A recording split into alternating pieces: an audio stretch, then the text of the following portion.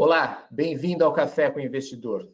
A gestora com quem eu converso hoje está por trás do BR Startups, que reuniu empresas como Microsoft, Banco BV, Algar e BB Seguros para investir em startups. Agora ela está captando um novo fundo de 100 milhões de reais para fazer mais uma vez Corporate Ventures. Eu converso com Richard Zeiger, ele é sócio da MSW Capital. Richard, muito obrigado por participar do Café com o Investidor.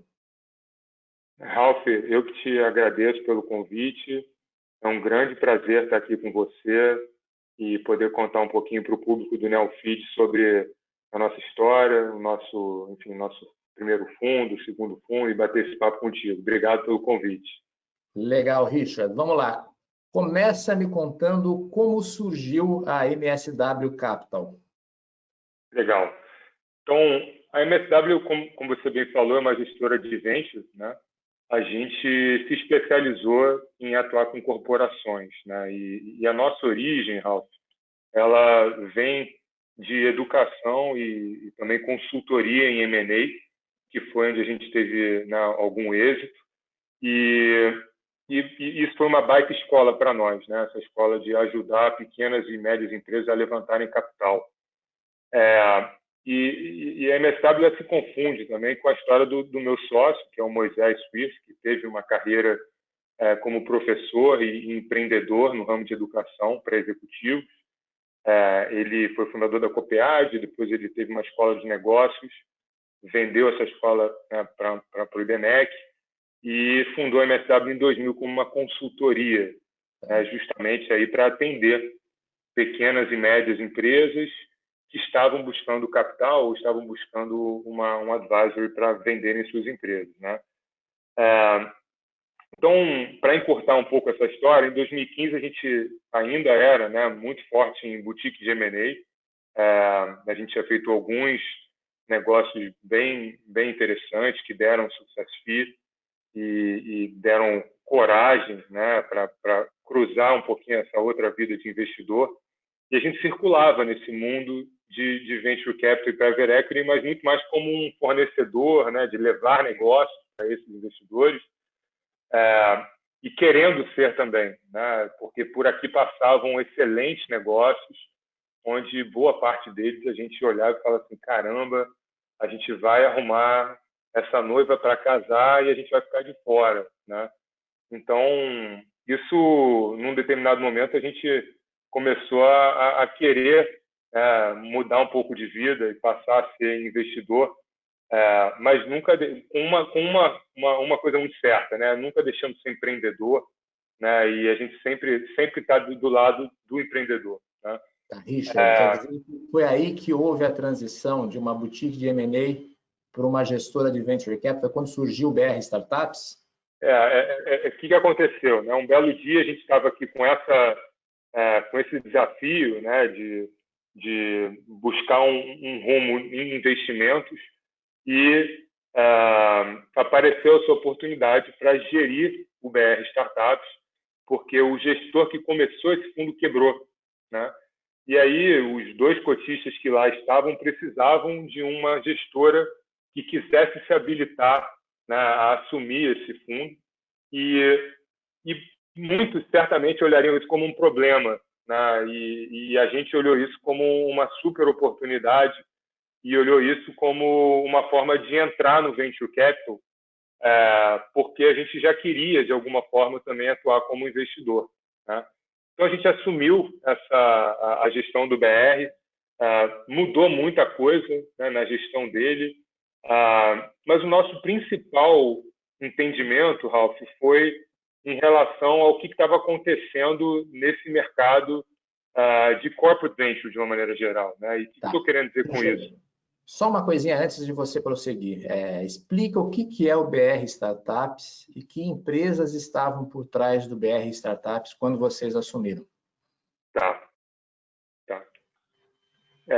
Então, o BR Startups, quando a gente assumiu, ele tinha a Microsoft e a Qualcomm, e a AG Rio, que era a Agência de Fomento do Estado do Rio de Janeiro.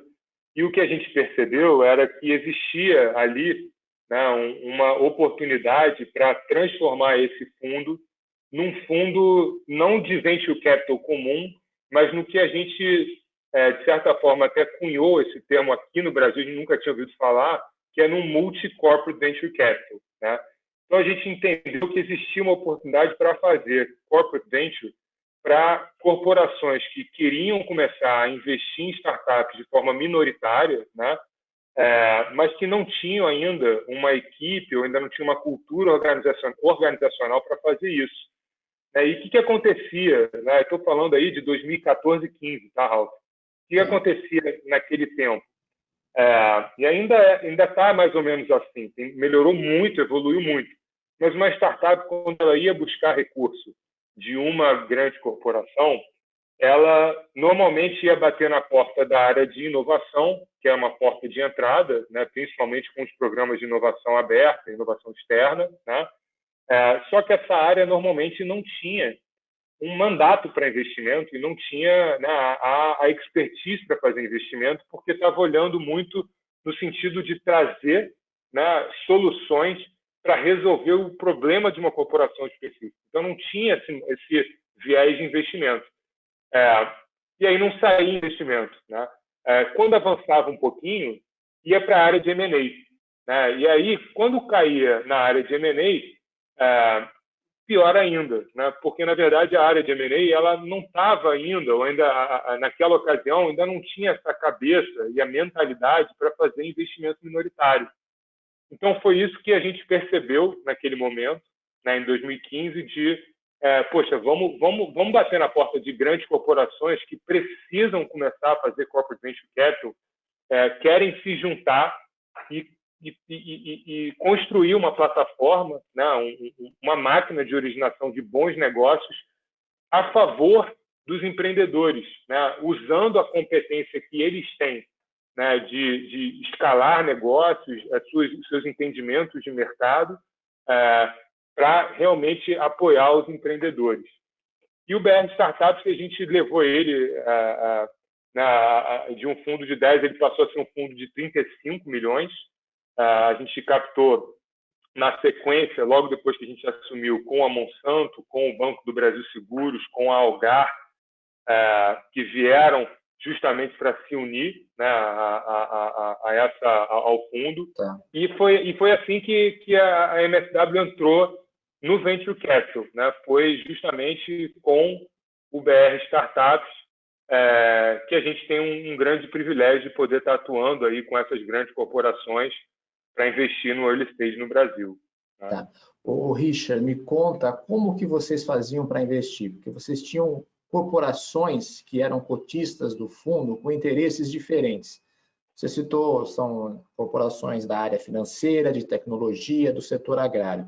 Quantas empresas vocês investiram e como era a decisão desse investimento? Afinal, tinha empresas que pareciam que haviam interesses diferentes dentro do fundo.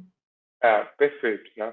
Ralf, na verdade, até quando a gente começou quando a gente desenhou a estratégia, né, reposicionou, eu levei ela para testar em grandes, vamos dizer assim, pessoas muito influentes, né, do Venture Capital. E um deles falou assim, né, falou, olha, você nunca vai conseguir juntar uma empresa do agro, uma empresa, né, um banco, uma empresa de seguros, são coisas que vai ser muito difícil. Só que, eu acho que assim, ele tem razão, é muito difícil mesmo, né? Mas a gente acho que teve um pouco de sorte também, de entender que assim tinha uma forma de fazer, né? E qual foi a forma de fazer? Era a gente combinou com aquelas empresas que estavam investindo no fundo que o recurso delas a gente ia utilizar no mercado em que elas gostariam de investir, né? Então, por exemplo, a gente foi captar com a Monsanto. A Monsanto é uma empresa do agro.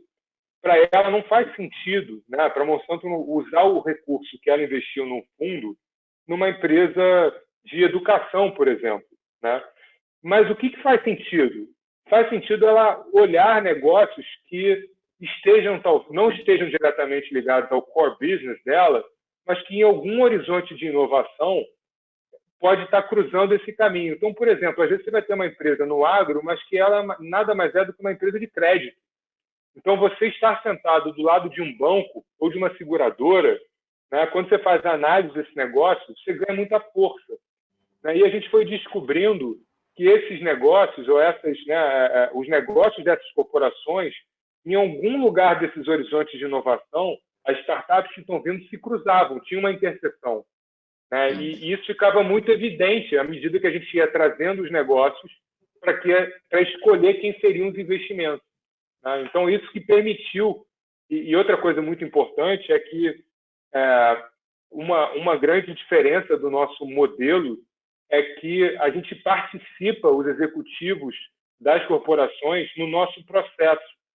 Então, toda essa parte dos grandes desafios de uma gestora, que é, vamos lá, originar, investir, acompanhar e desinvestir, a gente trouxe os executivos para perto, né, de nós, assim, e para trabalharem com a gente nisso. Quando era uma empresa do agro, a gente conversava muito com a Monsanto. Quando era um banco, a gente conversava muito com o BV. Quando era uma empresa que está na linha de telecom, a gente falava com a Algarro, com a BB Seguros, enfim, sempre um primeiro filtro com esse cotista que era especialista, né? E depois que essa empresa passou nesse primeiro filtro, aí sim a gente leva para um fórum onde estão todos os executivos dessas empresas e aí a gente discute, né, por que a gente investe naquela startup ou não e o mais importante, Ralf, o que a gente pode fazer pelaquela startup, né?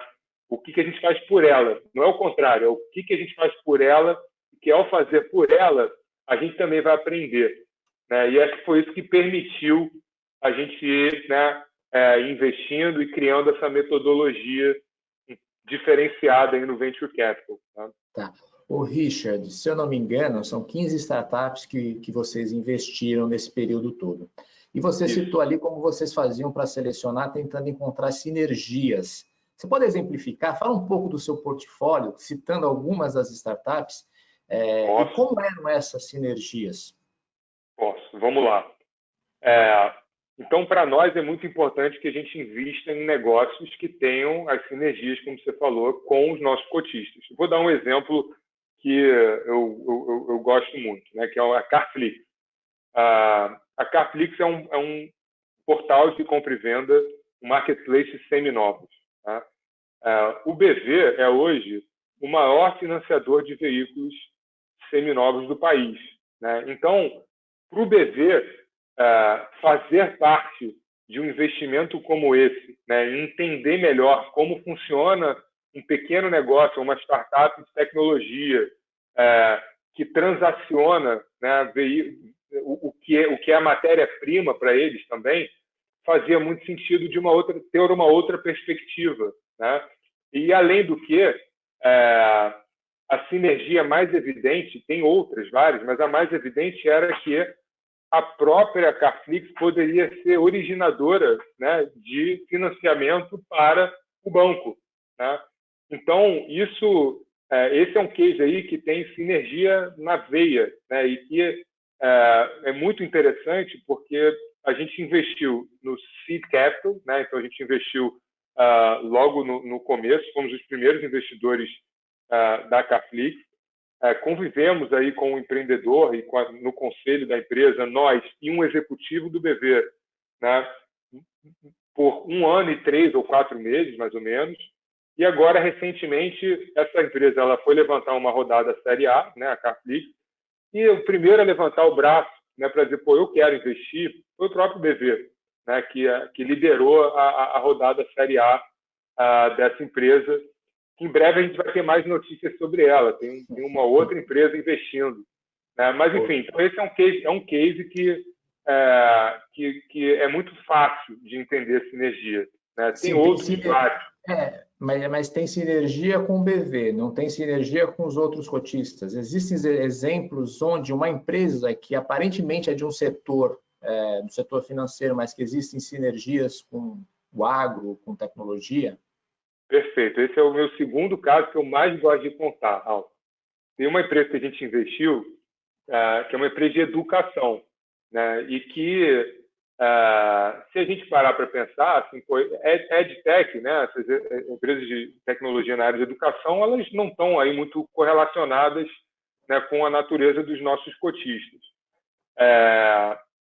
E essa foi uma empresa que foi unanimidade, né? A gente, embora ela seja de educação, se chama Árvore Educação. A Árvore é uma empresa que é uma plataforma de leitura digital. Eles têm mais de 30 mil títulos e são mais de 3 mil escolas usando a Árvore. E quando a gente conheceu, né, a empresa, mesmo sabendo que não existia essa sinergia evidente, a gente falou, precisamos levar esse negócio para os nossos executivos verem o que está nascendo, né? E é muito interessante, Ralf, né, o que acontece quando você bota realmente um empreendedor, né, que totalmente conectado com aquele propósito, uma empresa muito boa, um mercado crescente. Foi assim um negócio onde todos os cotistas levantaram o braço lá na hora e falaram assim, não, eu acho que eu consigo uma sinergia aqui, sim. Começaram a buscar um ângulo, né, de como que elas conseguem contribuir. E o mais tangível de todos foi o Banco do Brasil Seguros, né, que percebeu que existia ali uma oportunidade de fazer uma parceria com a Árvore para oferecer a Árvore para alguns dos seus clientes que estão aí no seu produto de previdência para crianças, né, para os seus filhos. Então, o Banco do Brasil Seguros fez uma ação com eles muito bacana, né, de oferecer a licença da Árvore para os seus clientes, criou um conteúdo específico, um acervo específico, fez uma jornada e arrumou uma forma de engajar o seu cliente muito diferenciada, que não somente através, né, da rotina tradicional, né, da Previdência. Então, assim, tiveram várias outras oportunidades com essa empresa de educação que surgiram, mas isso também fica uma lição, né, muito interessante, que é aquela de que inovação você nunca sabe de onde vai vir, né, e como vai encaixar. A única coisa que você sabe é que você não sabe de onde vai vir. Pode vir de qualquer lugar para você encaixar em alguma grande corporação. Então, a gente jamais também teria imaginado que uma EdTech teria uma baita de uma sinergia com uma empresa de seguros, né? E aconteceu. E não necessariamente, tá? Isso é importante, não necessariamente não é que uma empresa precisa ter sinergia com todas, tá? Isso não vai acontecer. Mas basta com uma empresa do fundo, né, o nosso, que isso já vai, que a mágica já acontece. Né?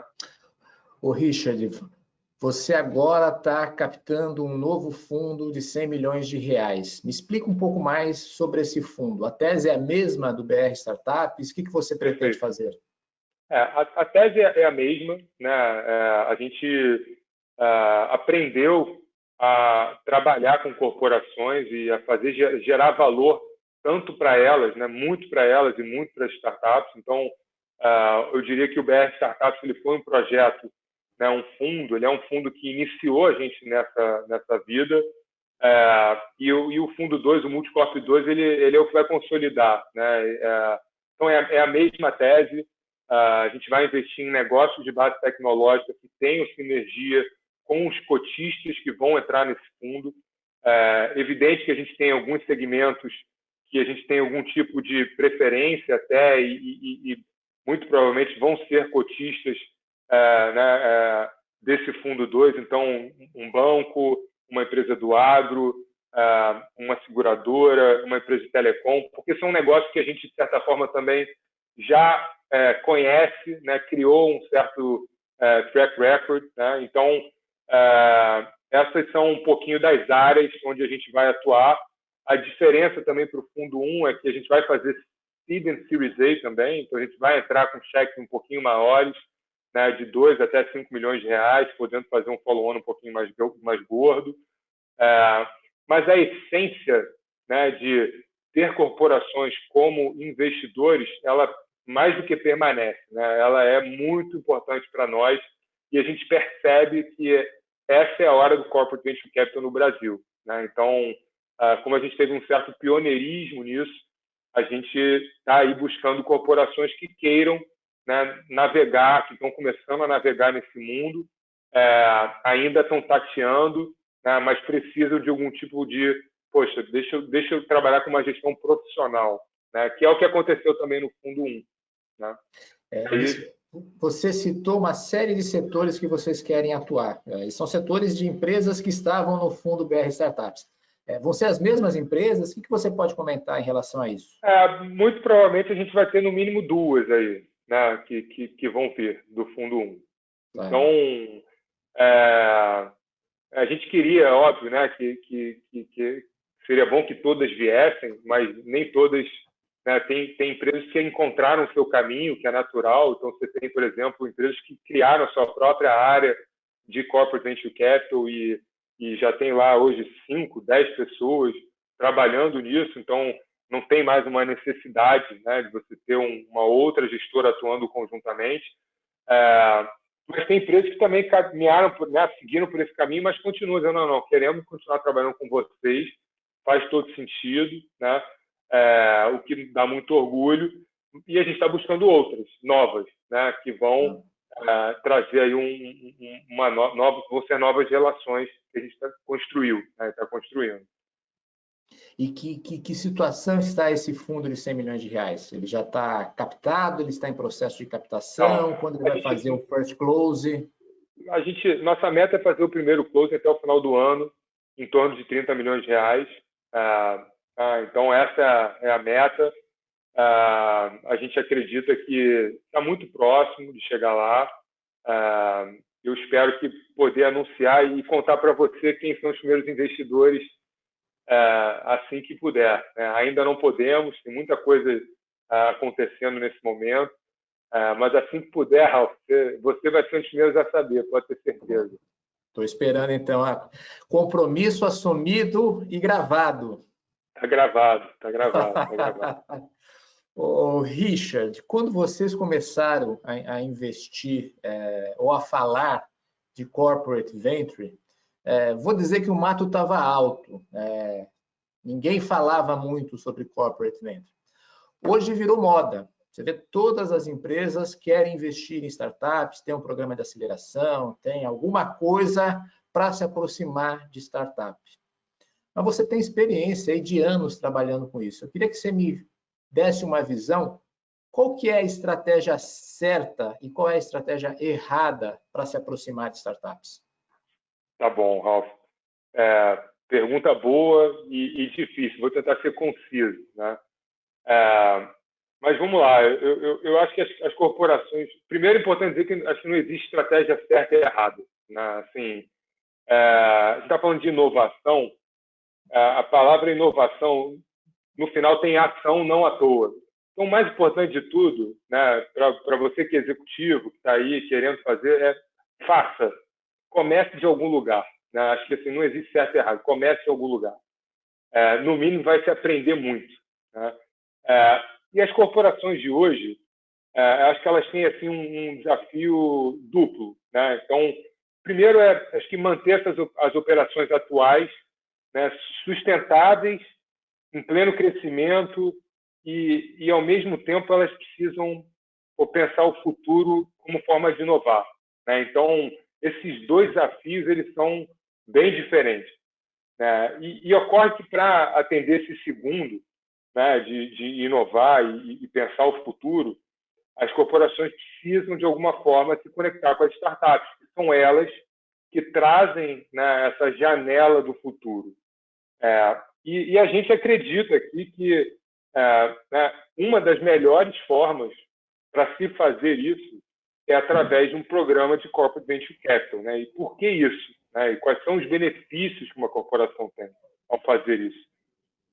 E eu gosto de separar em dois grupos de benefícios. Né? O primeiro grupo é o clássico retorno estratégico. Né? E a palavra estratégica, ela pode ser, a gente usa estratégico quando, assim, vamos ser, né, não sei muito o que falar, vamos falar estratégico. Mas a palavra estratégico dá para falar bem sobre o que é retorno estratégico.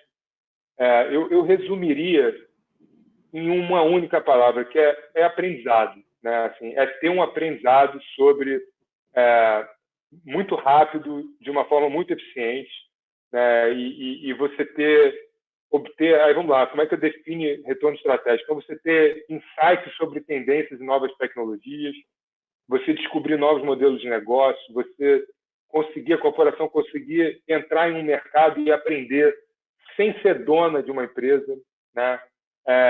Conseguir ofertar soluções, né? Novas soluções para os seus clientes com mais velocidade, proporcionar para os executivos uma interação com o empreendedor que vai trazer uma mentalidade muito diferente e trazer essa mentalidade de venture capital, né, que você não precisa ser dono, né, você pode ser um investidor minoritário, desenvolver e você vai aprender muito com aquilo.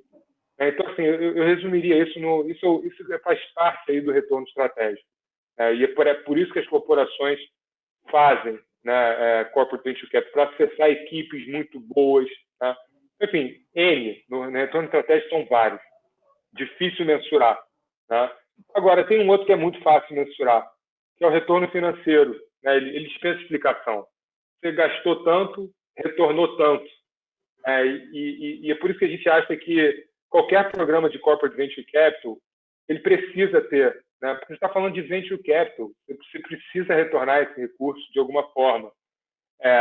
Algum dia, o CFO ou o CEO, né, se você é o head do programa de inovação, ou que está lá fazendo um CVC, algum dia o CFO vai perguntar, e vem cá, como é que a gente paga essa conta? Como é que esse dinheiro volta? Né? Então, o retorno financeiro, tudo assim, toda a parte do retorno estratégico é legal, pô, você, né, realmente consegue tangibilizar quando você vive, mas tem uma conta para pagar, né, quando você coloca dinheiro nisso. A corporação precisa devolver esse dinheiro, e não é que vai mudar a vida da corporação sobre o aspecto financeiro, mas é que se consegue se comprovar eficiente e é o retorno financeiro que garante a perenidade de um programa de corporate venture capital. Essa é a resposta, né, que vai vir. Se não vier, eu acho que é por isso que boa parte dos programas também eles acabam que não duram muito, porque às vezes não volta o recurso financeiro. Então, o que tende a acontecer normalmente é que na origem dos programas de corporate venture capital, a origem ela é mais assim com a cabeça, né, de retorno estratégico, né, porque tem essa questão do aprender. Aí você bota no bolo, vamos aprender. Mas à medida que eles vão amadurecendo, eles vão cada vez mais precisando ficar retorno financeiro. Se você pegar uma Qualcomm Ventures, uma Intel Capital, é um fundo que precisa retornar o recurso. Né? Óbvio que eles querem fazer negócios que estão na linha de inovação, de interesse deles, querem fazer negócios que tenham essa sinergia, mas, no fim das contas, os executivos que estão à frente dessas empresas, que são venture capital, né, precisam devolver o recurso para a companhia-mãe. Então, por isso que a gente, e aí é por isso, né, que a gente, quando a gente investe numa companhia, a gente olha para essas duas vertentes, né? Precisa ter o retorno estratégico, precisa ter o retorno financeiro, né? E aí, só para resumir, acho que essa questão do CVC, que eu gosto muito de ilustrar, é mais uma daquelas coisas que, assim, é muito mais sobre a viagem do que o destino final. Tá. A viagem, cara, é um aprendizado absurdo o que se aprende. O destino final, que é o resultado financeiro, que vai, né, no fim das contas, não vai mexer, né, com o ponteiro lá da corporação. Mas a viagem vai mexer na cultura, enfim, vai mexer em tantas outras coisas, que esse é o grande benefício, né? Mas precisa ter o retorno financeiro. Claro. Você falou que não tem certo nem errado. Mas o que você não recomenda para grandes corporações na hora de se aproximar de startups? Vou te dar um exemplo. Comprar uma startup é corporate venture ou é M&A? Boa, Ralf. No meu entendimento, quando você compra uma startup, você está fazendo M&A, né? Então, e o que diferencia isso? Né? O que diferencia é meramente a participação que você vai ter naquela empresa, que normalmente, para um fundo de venture capital, né, ou para uma corporação fazendo corporate venture capital, ela vai ser minoritária. Porque se você, né, se uma corporação já entra comprando um negócio, isso já pressupõe, de certa forma, que ao adquirir o controle, aquele negócio vai virar mais uma unidade de negócio dentro daquela corporação. O empreendedor ele vai passar a ser executivo, né? Talvez vai ficar lá mais 1, 2 anos, e isso eu entendo como M&A. E, de novo, não tem nada de errado com isso, de jeito nenhum. Claro. Acho que a gente vai cada vez mais assistir aí, né, uma onda de M&A, né, de corporações comprando startups de forma avassaladora. Agora, isso não é corporate venture capital, né? Então, assim, é importante separar. Assim, não tem problema. Esse mundo, eles se cruzam, né? Mas uma coisa é você comprar um controle de uma startup, integrar, colocar para dentro. E outra coisa é você ser um investidor minoritário com uma cabeça de desenvolver, desapegado, né? Entendendo que aquilo pode ser um negócio muito maior, que você não precisa controlar, né? E que você consegue ganhar dinheiro daquilo também, não necessariamente sendo dono. E você vai ganhar várias outras coisas também não sendo dono, né? Isso é corporate venture capital, né? Deixa eu dar outro exemplo para você comentar. A empresa compra uma fatia minoritária da startup. Imagina um banco. E ela não quer que essa startup preste serviço para um banco rival. O que você acha disso? Não acho legal, né? Porque normalmente, e isso a gente até vê acontecer, né? Às vezes uma corporação ela se aproxima de uma startup, e até antes mesmo de fazer esse movimento, né, de comprar, ela de certa forma ela pede uma certa exclusividade na solução que aquela startup tem, né? E isso eu diria que é uma medida ruim, né? Porque na verdade o que vai tornar aquela startup um grande negócio não era o servir única e exclusivamente um único outro negócio ou um único grande corporação. O que vai tornar ela uma outra grande empresa é justamente o fato dela poder servir a vários e ela ser uma solução que vai atender ao mercado como um todo, né? Então a gente vê isso acontecer, infelizmente, acho que é normal, faz parte do amadurecimento. Não, é normal, faz parte do amadurecimento tanto das corporações quanto das startups. A startup, nesse momento, é uma entidade frágil, né? E isso acontece porque, normalmente, a startup não tem, né? Ela precisa, né? Vamos lá, o que as startups precisam no early stage, mais do que dinheiro, elas precisam de contrato. Uma startup B2B precisa de cliente, né? Sim.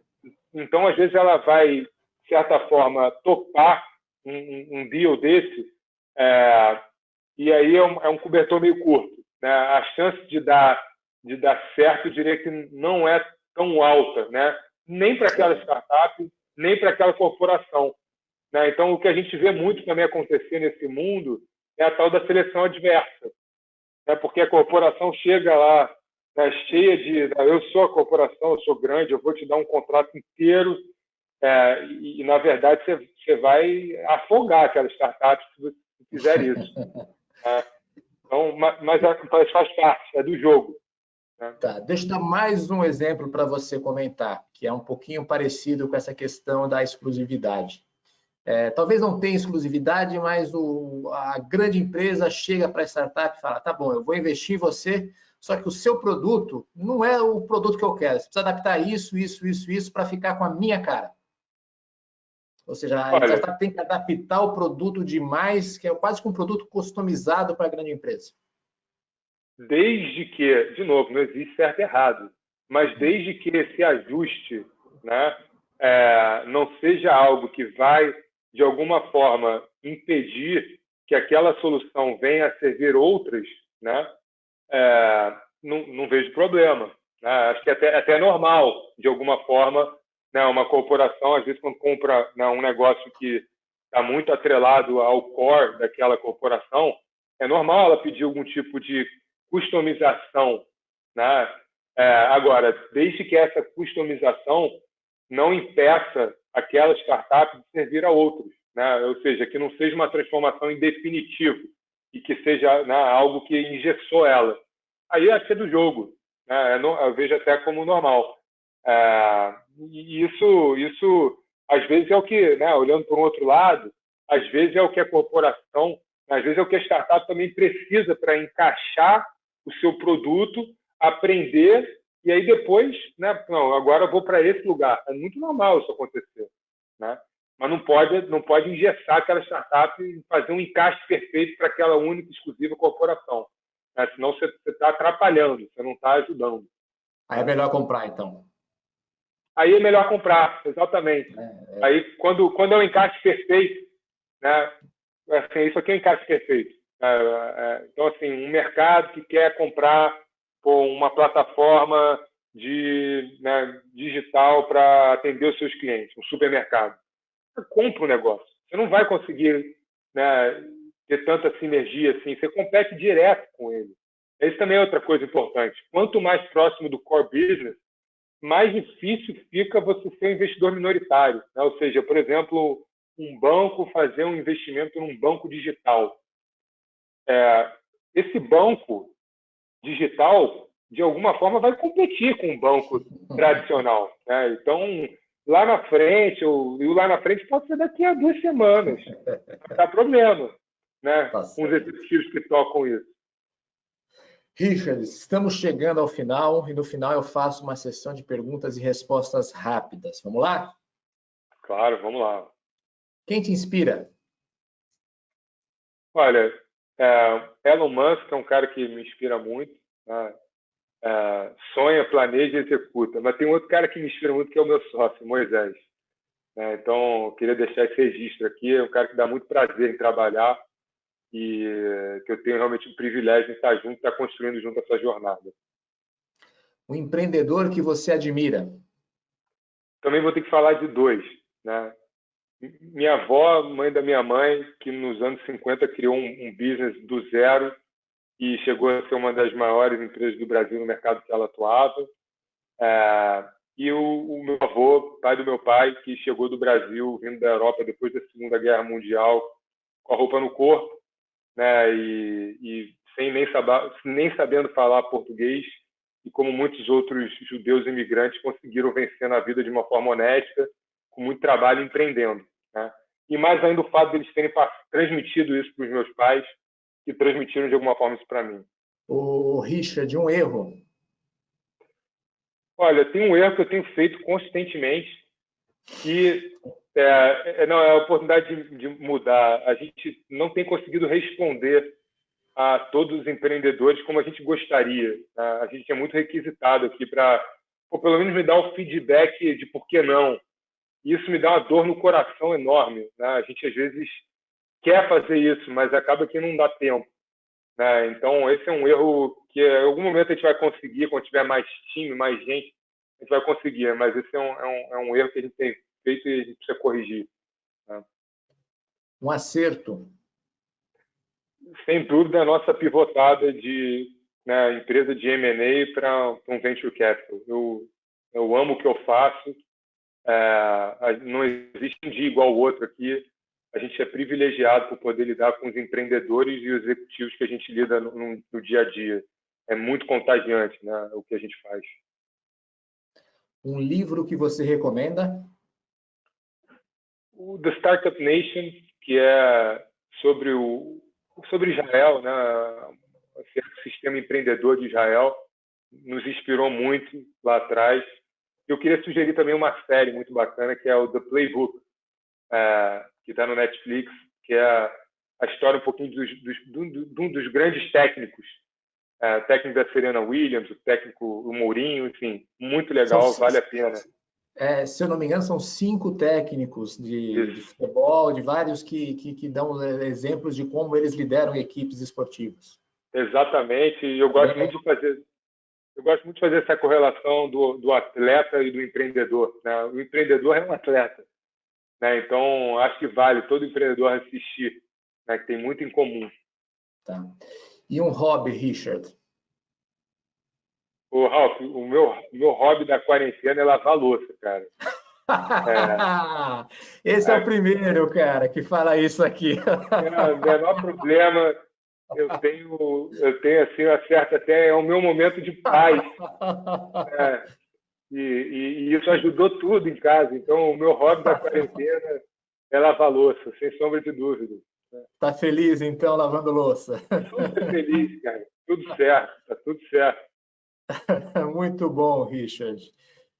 Queria agradecer a sua entrevista, a sua participação aqui no Café com o Investidor. Eu que te agradeço, Ralf, e queria parabenizar o trabalho do Neofeed. A gente super acompanha de perto e gosta muito. E, mais uma vez, então, obrigado pelo convite. Um prazer estar aqui com você. Obrigado, Richard. Este foi o Café com o Investidor. Eu conversei com o Richard Zeiger. Ele é sócio da MSW Capital. Você pode assistir esse programa no Neofeed, neofeed.com.br, ou na nossa página no YouTube. Ele também está disponível no seu tocador preferido de podcast. Obrigado e até o próximo episódio.